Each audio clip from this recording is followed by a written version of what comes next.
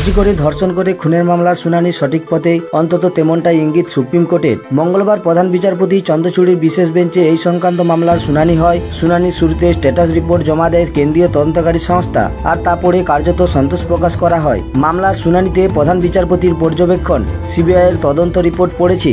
যে প্রশ্নগুলি শুনানিতে উঠে এসেছে সমস্ত কিছুর উত্তর দেওয়া হয়েছে, এমনকি কোনো তথ্য আড়ালের চেষ্টা করা হয়েছে কিনা সেটাই খতিয়ে দেখা হচ্ছে, এমনকি কেউ বাধা দিচ্ছে কিনা সেটাও গুরুত্ব দেওয়া হচ্ছে বলে গুরুত্বপূর্ণ পর্যবেক্ষণ সুপ্রিম কোর্টের। এদিন সিবিআই রিপোর্ট দেখে প্রধান বিচারপতি ডিওয়াই চন্দ্রচূড় বলেন, তদন্ত একেবারে গুরুত্বপূর্ণ পর্যায়ে রয়েছে। এখন যদি রিপোর্ট প্রকাশ্যে আনা হয় তাহলে তদন্তে প্রভাব পড়তে পারে, আর তা জুনিয়র চিকিৎসক এবং অন্যান্যদের বোঝা উচিত বলে তাৎপর্যপূর্ণ পর্যবেক্ষণ। শুধু তাই নয়, নির্যাতিতার পরিবারের উদ্বেগের যথেষ্ট কারণ আছে, আর সে বিষয়টিকে গুরুত্ব দেওয়ার কথা বলে সুপ্রিম কোর্ট। তবে এই দিন সিবিআই এর স্ট্যাটাস রিপোর্ট দেখে যথেষ্ট উদ্বেগ প্রকাশ করেন। এক্ষেত্রে নির্যাতিতার বাবা মা সিবিআইকে যে চিঠি দিয়েছে তা গুরুত্ব দিয়ে দেখার কথা বলা হয়েছে। একই সঙ্গে চিকিৎসকরা একটি রিপোর্ট জমা দেওয়ার কথা বলেছে, তাও যাতে সিবিআই গুরুত্ব দিয়ে দেখে সেও নির্দেশ দিয়েছে এদিন প্রধান বিচারপতি। এই প্রসঙ্গে প্রধান বিচারপতি চন্দ্রচূড়ের মন্তব্য, সিবিআই যে রিপোর্ট দিয়েছে তা উদ্বেগের, এমনকি রিপোর্ট দেখে তারা চিন্তিত এবং বিচলিত বলেও পর্যবেক্ষণ। তবে আরজিকর ধর্ষণ মামলায় সিবিআইকে আরও একটু সময় দেওয়ার কথা বলে সুপ্রিম কোর্ট।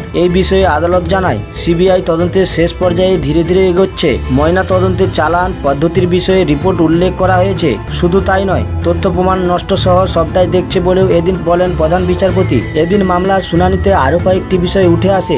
এদিন সিসিটিভি ফুটেজ দেওয়া নিয়ে প্রশ্ন তোলে সিবিআই এর আইনজীবী। 27 মিনিটের ফুটেজ কেন দেওয়া হলো, বাকি ফুটেজ কোথায়? যদিও রাজ্যের আইনজীবী কপিল সিব্বল জানান, 7 থেকে 8 ঘন্টার ফুটেজ সিবিআইকে দেওয়া হয়, আর তা তারা সই করে নিয়েছেন। এমনকি কোন ক্যামেরায় কত ফুটেজ দেওয়া হয়েছে তা জানান আইনজীবী। পাশাপাশি পেন ড্রাইভে ফুটেজ দেওয়ার কথাও বলা হয়। এছাড়াও নমুনা পরীক্ষা নিয়েও সুপ্রিম কোর্টে প্রশ্ন তোলে সিবিআই। নির্যাতিতার জিন্স এবং অন্তর্বাস নেওয়া হয়নি সিজার লিস্টে। আরজিকর মামলায় সুপ্রিম কোর্টের প্রধান বিচারপতি ডিওয়াই চন্দ্রচূড় 5টি নির্দেশ দিয়েছেন। 1. উইকিপিডিয়া থেকে আরজিকরে ধর্ষণ ও খুনের শিকার নির্যাতিতার নাম ও ছবি মুছে ফেলতে হবে। 2. গত 12 সেপ্টেম্বর তদন্ত সংক্রান্ত কয়েকটি বিষয় নিয়ে সিবিআইকে চিঠি দিয়েছিলেন নির্যাতিতার বাবা। ওই বিষয়গুলি গোপনীয়, তাই সেগুলি প্রকাশ্যে আনা হচ্ছে না। সিবিআইকে সেগুলি গুরুত্ব দিয়ে দেখতে হবে। 3. আগামী 2 সপ্তাহের মধ্যে জেলাশাসক, মেডিকেল কলেজের প্রিন্সিপাল ও সিনিয়র ডাক্তারদের প্রতিনিধির সঙ্গে আলোচনা করে হাসপাতালে শৌচাগার এবং সিসিটিভি ক্যামেরা বসাতে হবে। 4. মহিলা চিকিৎসকেরা সেমিনার হলে বিশ্রাম নিতে গেলে তাদের বায়োমেট্রিক নেওয়া দরকার। নিরাপত্তার জন্য স্বাস্থ্য সচিবকে এই বিষয়ে পদক্ষেপ করতে হবে। 5. ওই ঘটনার পরে হাসপাতালের পুরো সিসিটিভি ফুটেজ সিবিআইয়ের হাতে তুলে দিতে হবে পুলিশকে। ফুটেজ নিয়ে যা সমস্যা তা মেটাতে হবে। তদন্তে পুলিশকে সহযোগিতা করতে হবে। 6. জুনিয়র ডাক্তারেরা বৈঠক করে কাজে যোগ দিলে তাদের বিরুদ্ধে কোনো কড়া পদক্ষেপ করতে পারবে না রাজ্য।